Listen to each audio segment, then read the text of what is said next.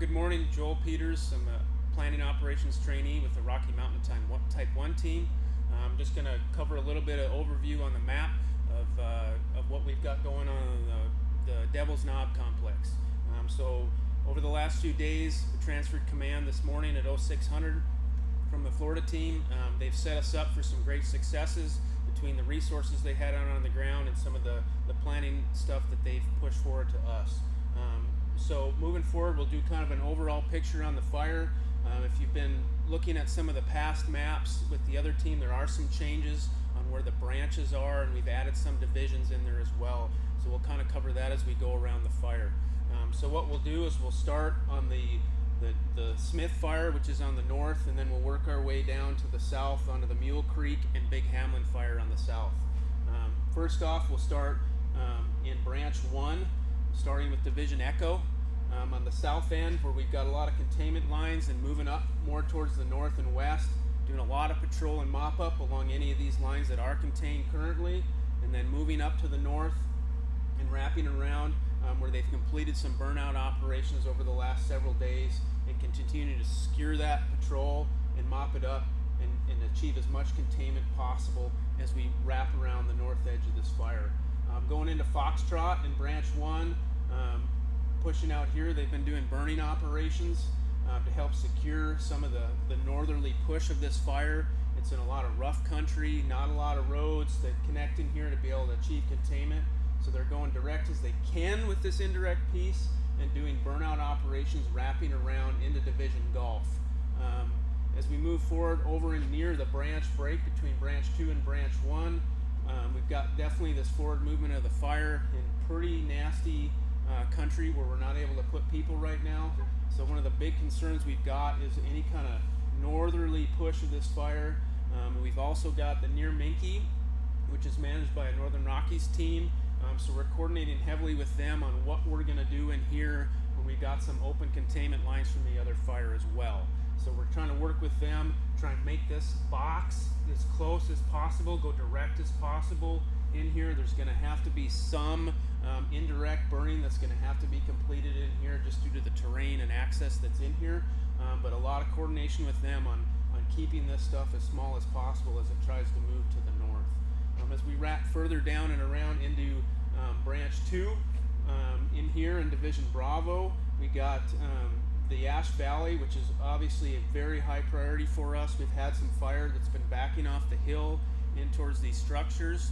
We got a lot of structure protection in there, hose lay, sprinkler kits, and we've got a special structure protection group that's assigned to those structures as well. So last word we heard was potentially a little bit of firing that's going to have to go on in there due to the way the fire's backed down in there to protect those structures and kind of keep that valley as protected as possible as this fire tries to move down off the hill.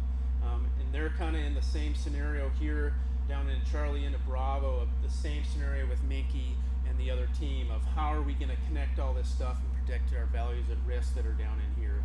So over the coming days, a lot of scouting, a lot of figuring out in here on how we can keep folks safe, but also achieve some of our objectives of trying to keep this fire from moving to the north. As we move further down into Charlie in branch 2 of the Smith fire, they've got a couple areas of concern. We've got a finger that's moved out. It's been parked there for a while in the old Buckeye 3 fire from 2013. So they've got, that's country we can't put people in. It's been scouted, been looked at, not a safe place. So they're currently working on making as small of a box as possible to kind of cut that off. And if it were to try and move out of there, basically in any direction, whether it's back towards Ash Valley or to the south, that they've got an opportunity to contain that. It's just not in a place where we can put folks, but they're getting a plan together on being able to secure that as well. They've got an unburned island back in here too that's a concern. We've got some containment line there, but we've also got a big patch of green. So they're putting a lot of effort into making sure we can keep that park where it's at and not have any of that additional movement to the south. So as we move further down, we'll move into branch 3, which encompasses the Mule Creek and the Big Hamlin fire. And we'll kind of start on the north, work our way back around counterclockwise. So the Mule Creek fire, that's fully lined.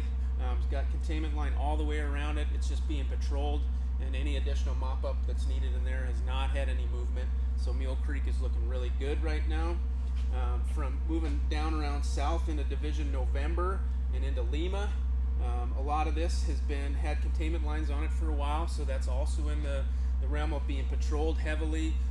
Any mop-up that's needed as they move through here, where they were able to go direct on the fire's edge and had to do some additional burning in there as well.